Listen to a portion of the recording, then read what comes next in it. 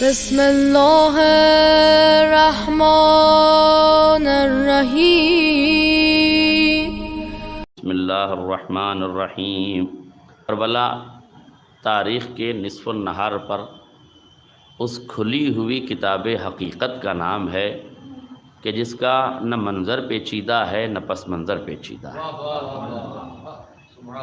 چشم فلک نے، تاریخ کی کھلی ہوئی آنکھوں نے کربلا کے منظر کو بخوبی دیکھا ہے۔ کوئی آنکھ اس منظر سے آنکھ بچا نہیں سکتی، کوئی نگاہیں اس منظر سے نگاہ چرا نہیں سکتی، کوئی ذہن اس منظر کو بھلا نہیں سکتا، کوئی زندہ ضمیر اس واقعے کا انکار کر نہیں سکتا، اس لیے کہ تاریخ نے کھلی آنکھوں سے خنجروں کی روانی بھی دیکھی ہے اور گلوں کی اس کیفیت کو بھی دیکھا ہے کہ جہاں دنیا سوچ رہی تھی کہ خنجر کی دھار جیتے گی، وہاں حسین کی کامیابی یہ تھی کہ خنجر کی دھار نہیں جیتی، لہو کی دھار خنجر کی دھار پہ غالب آ رہی تھی۔ اور کیجئے گا، پوری کربلا آپ کی نگاہوں کے سامنے ہے، دوست بھی سامنے ہیں، دشمن بھی سامنے ہیں، اپنے بھی سامنے ہیں، پرائے بھی سامنے ہیں، حق پر رہنے والے بھی سامنے ہیں، حق کا مقابلہ کرنے والے، حق کے مقابل آنے والے بھی سامنے ہیں، حق کی طرف سے مقابلہ کرنے والے بھی ہیں۔ دونوں طرف آپ دیکھ رہے ہیں۔ آسانی سے کہوں تو دونوں طرف کی فوجیں، دونوں طرف کی افراد کا کردار آپ کے سامنے ہیں۔ دنیا نے کڑکڑاتے ہوئے تیر بھی دیکھے ہیں اور ششماہے کی مسکراہٹ بھی دیکھی ہے۔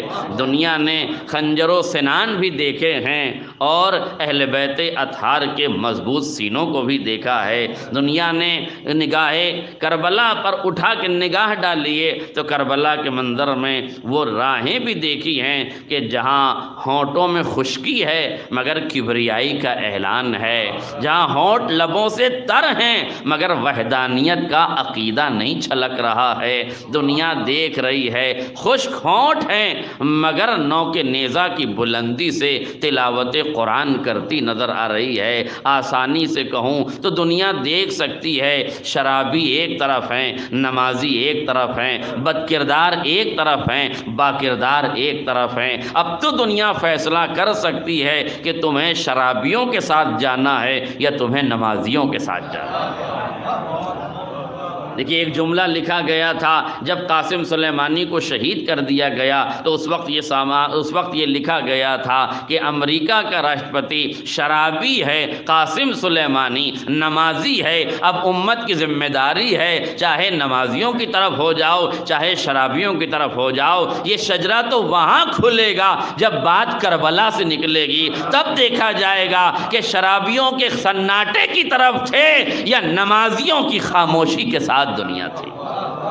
یہ دیکھا جائے گا کہ شراب کے جام جہاں کھنکھنائے جا رہے تھے دنیا اس طرف تھی یا جہاں تلاوت قرآن ہو رہی تھی، عبادت خدا میں دعا اور عبادت خدا میں رات بسر کر رہی تھی، دیکھا جائے گا دنیا کس طرف ہے۔ اسی لیے اس دور کا سب سے بڑا مجاہد، سب سے بڑا غازی، حسین کے لشکر کا سپہ سالار، علی کی تمنا، فاطمہ کی آرزو، زینب علیہ مقام کی خواہشوں کا محور و مرکز، پاسبان اہل حرم جب غیظ و غضب میں آیا تو ایسا نہیں تھا کہ خالی غضب تھا اور پیشانی پر غضب کی شکنیں تھی، چہرے پر پسینہ تھا، مچھلیوں میں ابھار تھا، بازوؤں کی مچھلیاں ابھری ہوئی تھی۔ اس کیفیت کے باوجود بھی جب عباس نے خط کھینچا دنیا سمجھ رہی تھی یہ خط غازی کا کھینچا ہوا ہے، یہ خط مجاہد کا کھینچا ہوا ہے، یہ خط سپاہی کا کھینچا ہوا ہے۔ غلط سمجھا ہے مورخ نے، یہ کسی غازی نے خط نہیں کھینچا تھا، کسی مجاہد نے خط نہیں کھینچا تھا، کسی سپاہی نے خط نہیں کھینچا تھا، یہ وقت کے حکیم کا خط تھا جو اس بات کا اعلان تھا کہ یہ خط فاصل بھی ہے، حد فاصل بھی ہے، حق ادھر ہے باطل ادھر ہے، اب جسے جدھر جانا ہو چلا جائے، ادھر آؤ گے تو حق ملے گا، ادھر جاؤ گے تو باطل ملے گا۔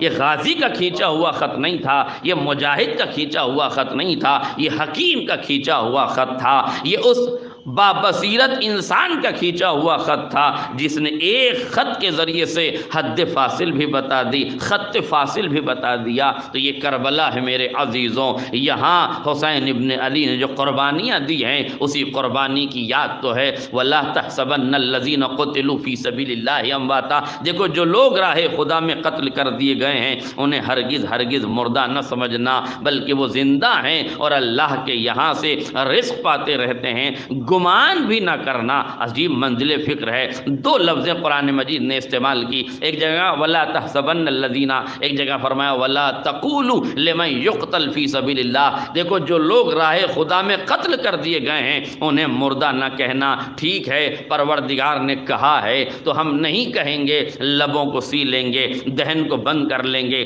آواز نہیں نکلے گی، گلے میں آواز گھونٹ دی جائے گی، کوئی نہیں کہے گا کہ شہید زندہ نہیں مردہ ہوتا ہے، کوئی نہیں کہے گا، سب کہیں گے شہید زندہ ہے۔ مگر مجھے ایمان سے بتا دیجئے گا، لبوں پہ پہرا لگایا جا سکتا ہے، آواز پہ پہرے بٹھائے جا سکتے ہیں، زبان پر لگام لگائی جا سکتی ہے، بیان پر پابندی لگائی جا سکتی ہے، مگر کسی کی فکر پہ پابندی نہیں لگ سکتی، کسی کے خیال پہ پابندی نہیں لگ سکتی، کسی کے سوچ پہ پابندی نہیں لگ سکتی، کسی کے نظریے پہ پابندی نہیں لگ سکتی۔ نظروں پہ پابندی لگ سکتی ہے، نظریوں پہ پابندی نہیں لگ سکتی۔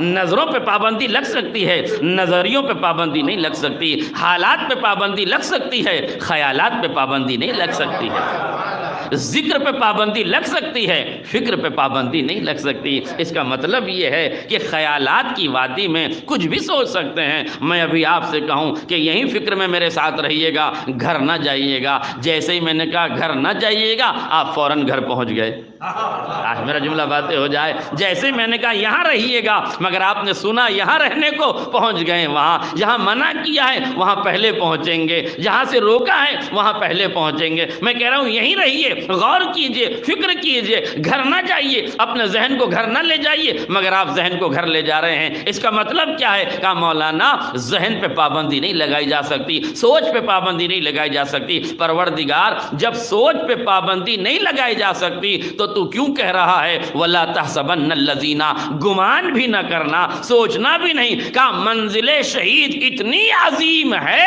کہ جہاں پہرے نہیں لگتے ہم وہاں بھی پہرے لگانے کو تیار ہیں۔ ایک صلوات پڑھ دے محمد منزل شہادت، منزل شہید وہ عظیم منزلت ہے کہ جہاں فکروں پر بھی پابندی ہے، جہاں خیالات پر بھی پابندی ہے، جہاں سوچ وچار پر بھی پابندی ہے۔ خبردار شہید کو مردہ نہ کہنا، وہ زندہ ہے اور زندگی کا ثبوت دیتا ہے۔ مگر تعجب ہے مجھے، غور کیجئے گا، امت مسلمان پر، امت مسلمہ پر، اہل اسلام پر مجھے تعجب ہے۔ کربلا کا واقعہ فراموشی کے نہا خانوں میں نہیں سجایا جا سکتا، کربلا کا واقعہ وادی سہو نسیان میں نہیں ڈھکیلا جا سکتا، کربلا کا واقعہ بھول بھلائیوں میں نہیں رکھا جا سکتا، بھلایا نہیں جا سکتا، اس لیے کہ یہ واقعہ رات کی تاریکی کا نہیں ہے، دن کے اجالے کا ہے۔ آپ غور کیجئے گا، بھئی تاریخ اسلام میں دو ہی تو واقعے ہیں جو کھلی دھوپ میں، کھلے میدان میں، دھلی دھوپ میں، دن کے اجالے میں، سورج کی تمازت میں، آفتاب کی نور کی شدت میں، دو ہی تو واقعے ہیں عالم اسلام نے جو دن میں دیکھے ہیں، یا غدیر دیکھی ہے یا کربلا دیکھی ہے۔ مگر افسوس ہے امت مسلمہ کہ ان راویوں پر جنہیں نہ غدیر نظر آئی نہ کربلا نظر آئی۔ آج میرا جملہ واضح ہو جائے، ان امت کے راویوں پہ مجھے تعجب ہے کہ جنہیں نہ غدیر نظر آئی نہ کربلا نظر آئی، حالانکہ غدیر بھی دن کا واقعہ ہے، کربلا بھی دن کا واقعہ ہے۔ آپ کہیں گے ہو سکتا ہے راوی اندھا ہو، اسے دکھائی نہ دیتا ہو، اسے نظر نہ آتا ہو، ایسا بھی نہیں ہے۔ جب یہ دیکھنے پر آتا ہے تو غار کا اندھیرا دیکھ لیتا ہے، نقش کفے پائے رسول دیکھ لیتا ہے۔ حد یہ ہے، توجہ سے جملہ سنیے گا، اہل ادب اور اردو جاننے والے لوگ بیٹھے ہیں، حد یہ ہے جب یہ دیکھنے پہ آتا ہے تو غار کا جالا دیکھ لیتا ہے، اس کی آنکھوں پہ جالا نہیں آتا۔ میرا جملہ واضح ہو جائے، آپ نے غور نہیں کیا، آنکھوں پر جالا نہیں پڑا، مگر غار کا جالا نظر آ گیا، نقش کفے پائے نبی نظر آ گئے، پتھر پہ آثار نظر آ گئے۔ غور کیجئے گا، اس کا مطلب ہے جب یہ دیکھنے پہ آتا ہے تو غار کے اندر کے اندھیرے کو دیکھ لیتا ہے، اور جب نہ دیکھنے پر آتا ہے تو دن کا اجالا نہیں دکھائی دیتا، غدیر کا چوراہا دکھائی نہیں دیتا، کربلا کا میدان نہیں دکھائی دیتا۔ تو جب راوی اندھا بھی نہیں ہے تو وجہ کیا ہے؟ دن کا واقعہ دکھتا نہیں ہے، اندھیرے کی خبر لے کر آتا ہے۔ کہیں راوی کا تعلق کسی ایسے قبیلے سے تو نہیں ہے جنہیں رات میں نظر نہیں آتا، دن میں نظر نہیں آتا، رات میں دکھائی دیتا ہے؟ تو یاد رکھیے گا، کربلا اہل عقل کے سمجھ میں آتی ہے، چمگادڑوں کے سمجھ میں نہیں آتی۔ ایک صلوات پڑھ دے محمد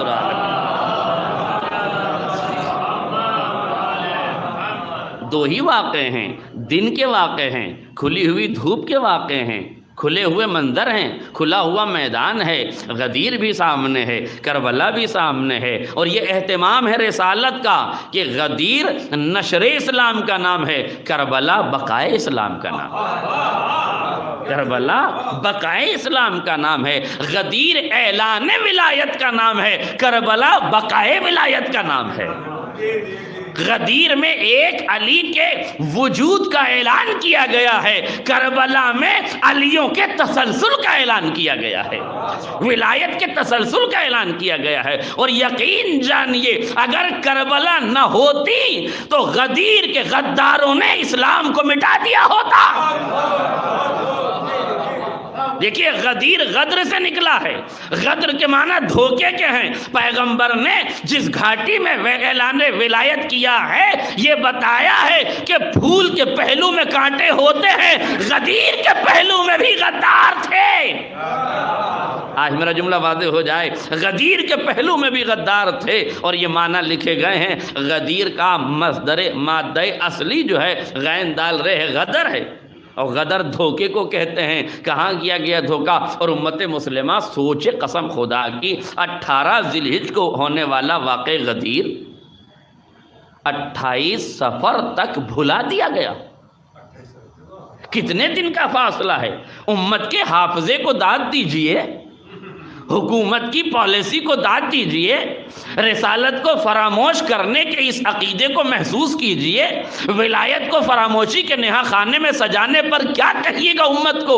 ارے جو 1.25 لاکھ حاجیوں کا مجمع علی کو ولی بنتے دیکھ رہا تھا، وہ چند ہی دنوں کے بعد یہ کہنے پہ مجبور ہو گیا ہمیں نہیں پتا تھا، ہمیں نہیں پتا تھا۔ عجیب مسئلہ نہیں ہے، یہ تعجب کا مقام نہیں ہے۔ 1.25 لاکھ حاجیوں سے ولایت سنبھالی نہیں گئی، 72 کربلا میں اعلان ولایت کو بچا کے لے گئے۔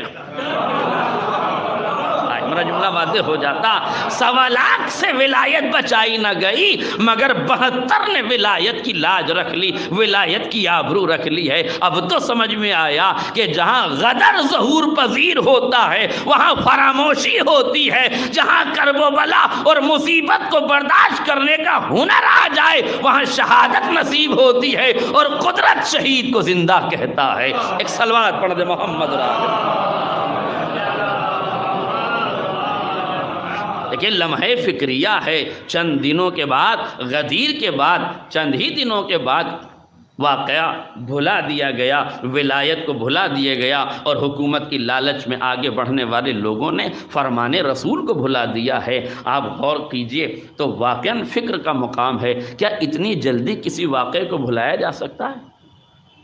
لیکن امت نے بھلایا، اور واقعاً بھلایا، اور جیسا نہیں بھلانا چاہیے ویسا بھلایا، اور وہ کارنامے کیے گئے۔ میں نہیں کہتا، یہ ڈاکٹر طٰہٰ حسین مصر کا ایک بہت بڑا رائٹر ہے، ایک بہت بڑا نام ہے تاریخ کے تجزیے میں، اس نے کتاب لکھی فتنۃ الکبریٰ۔ اس فتنۃ الکبریٰ میں یہ لکھا ہے کہ یہ امت کی بدبختی تھی کہ وہ نظام جو دست وحی میں تھا دست معصیت میں چلا گیا، وہ جو اشارے خدا سے ظہور پذیر ہو رہا تھا، وہ نظام جو خالق کی بارگاہ سے آیا تھا، رسول کی بارگاہ تک لایا گیا تھا، رسالت کے مقدس دہن نے جس کو پھیلایا تھا، ولایت کی قوت شامہ میں جسے بسایا گیا تھا، علی نے اپنے ہاتھوں سے جسے پھیلایا تھا، حسین نے اپنی شہادت سے جسے بچایا تھا، یہ وہ دین ہے قسم خدا کی جس کا پورا نظام ولایت کے ہاتھ میں تھا، رسالت کے ہاتھ میں تھا،